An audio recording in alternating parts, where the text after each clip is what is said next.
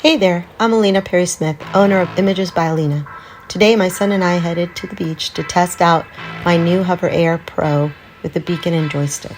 I was really excited to try this out because unlike drones, I don't need certification or license to use it, which is a big plus for me. Zoom out, follow. Now pairing the beacon with the hover, that took me a couple of tries.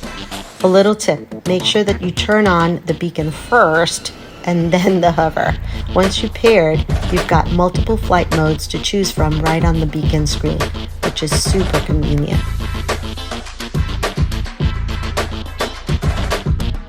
In follow mode, my son stopped suddenly and then darted off with the hover kept up with him like a pro.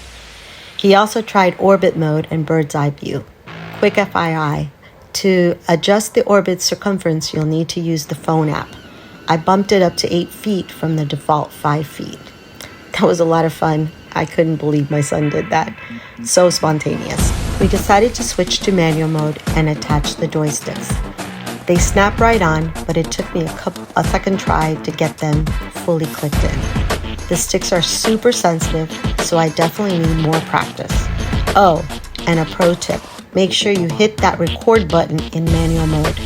We forgot the first 2 times and we're just flying without recording, so we had to do it a 3rd time.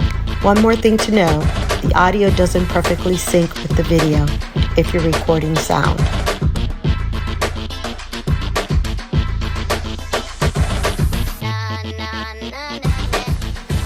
Overall, thumbs up from me. It's fun, user-friendly once you get the hang of it, and I can already see it leveling up my content. Looking forward to mastering it. Don't forget to follow my channel for more videos. Thanks for watching and see you next time.